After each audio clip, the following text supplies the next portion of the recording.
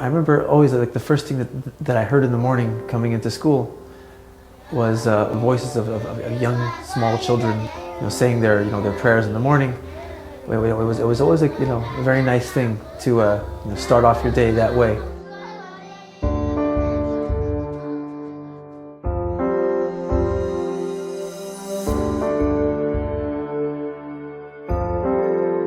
You can look at the Cheder as a microcosm of all the work that the Rebbe began in 1950 when he assumed the leadership of the Chabad Lubavitch movement, which at the time was a very small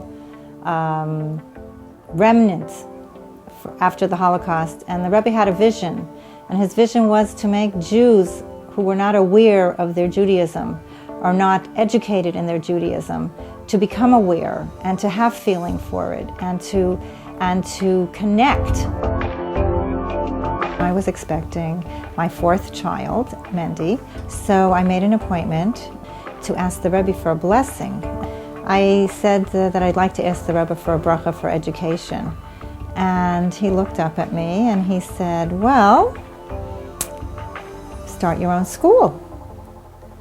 So I said, whoa, I thought I've got to, at this point I was talking in Yiddish, and I knew I had to understand this very carefully to give my husband this bombshell. We'd gone house to house in the North End mainly, just knocking on doors to see if there are Jewish families and who would want to come to a Jewish school. I remember the evening before the school started, the night before we opened the school, and I was on the floor with Rabbi Samuels, together with a fellow by the name of Arnie Chotner. And here we were, all three of us on the floor, knocking in the screws for the chairs and for the tables and for some other closets that the school would need. We all were not really experienced in how to knock nails. A special moment in the school, surprisingly, wasn't in the classroom. It was where my friends and I, the entire class, were taking a walk with our teacher, and it just was, a perfect sunny day, and we were just walking around the block to take a little break and go back into the classroom, and it really felt like this is my family. And I was just so happy, and everything was so right, just being with my friends and walking around the block and taking a break and going back into the classroom. It just felt so perfect.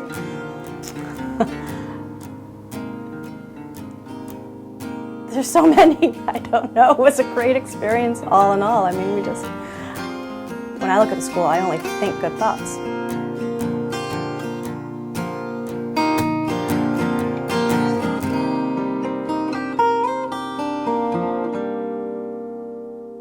My memories of learning with the Kornfelds is, first of all, no nonsense, that you're going to come and you are going to learn in that class.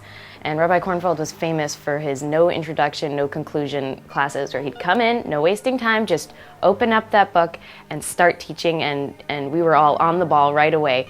No time to fool around, to pretend to get things or whatever.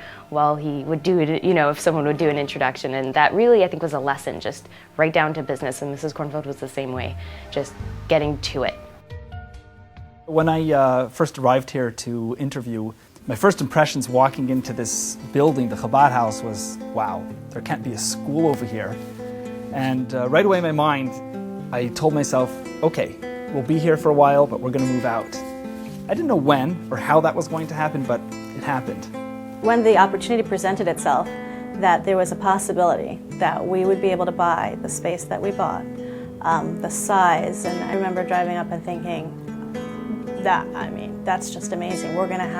We have the potential ability to have this kind of property. I think we were all in a bit of a daze. We had a little bit of time, really little bit of time, to get a certain amount of money procured from donors, and there was a mad rush to get people to stretch beyond their means to help us purchase what is going to be the opportunity of a lifetime for us. If we were to invent a beautiful campus, we couldn't have found one better than this. So we hope that this is going to be a magnet for Jewish people. They're going to want to send their kids here. The school's always been an excellent school. Now we got a campus, and we plan on making this a first-class Jewish school, not just in the city of Seattle, but in America. There's this idea in Judaism that if there is something that is going to happen to you. You first have to do all the work, and then whatever it is will come to you. It's called hashgacha pratis. And so we just felt like we had to keep taking the steps, even though we didn't know how this was going to turn out or how we were going to come up with the funds. We just kept saying, let's just keep moving ahead, let's just move forward. And we did. And what happened was really one blessing after another. You know, all these hashgacha pratis, this way of the steps happening, it felt really like a tremendous blessing. And I call it the Miracle Building. Miracle on 85th Street. You talk miracle, that's a miracle. If you're not a believer, you made you a believer. It's hard to express how excited we were when we found out that Menachem Mendel Day School had acquired the property and was going to not only save the trees, but save the building. One of the things that excites us so much about this project with MMSC moving in is it kind of completes the history of Waldo Hospital. For the first 80 years of its existence, Waldo Hospital was primarily designed to be an educational institution. And to have it go back to being an educational institution with an organization that's as community-oriented as MMSC, who, you know, and Bill Waldo, Dr. Bill, was as community-oriented as well. It's just so fabulous. And we think that Maple Leaf and MMSC are going to make a great team in growing our community over the next coming decades.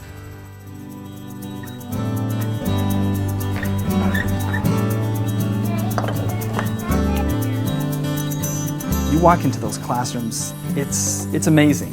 You see a real working environment, students that are engaged, and you're talking about students as young as age 2 and even younger, and each one is able to really work with the materials that are there and be engaged with it, engage with their peers appropriately. There's so much learning going on and making the students, or molding them and giving them the tools to become the people that they later become. And really, you can see everyone who has gone out of the school has really been contributing to their communities. What I'd like to see from any school is that they're grooming today's children and tomorrow's children to be our future leaders. And so those people have to be responsible to themselves and to others, and I like to see that happen.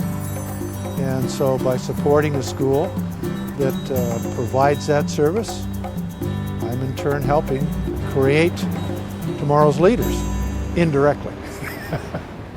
When I grow up, I'd like to be an author because I like to read a lot. When I grow up, I would like to be a fashion designer. I want to be a vet. I want to be a shlucha and a writer. When I grow up, I want to be an inventor. I want to be a graphic designer and an author. When I grow up, I want to be a policeman because I don't have a policeman suit.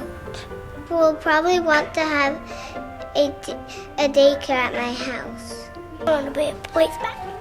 A baker, because it's a fun thing to be. When I'm going to be grown up, I want to be a princess. I want to be a sheitel and a mother of 10 kids on shluchas. I want to be a teacher and a mom. I want to be an artist or an author. I want to be a hair cutter and a shlucha. And when I grow up, I want to be a damekla. I want to be a teacher. A teacher and a shlucha. I want to be a princess. I really want to go on shluchas. I want to be an ice cream shop manager. Yeah. I want to be an artist. A motorcycle man. I want to be a teacher. An Israeli soldier. I want to be a police. When I grow up, I want to be a Talmid Chacham because I'm a Jew. I think that when you give to a worthy organization, you know, you're repaid 100-fold. And not that you do it because of that, but you're repaid just in the feeling that you get. Just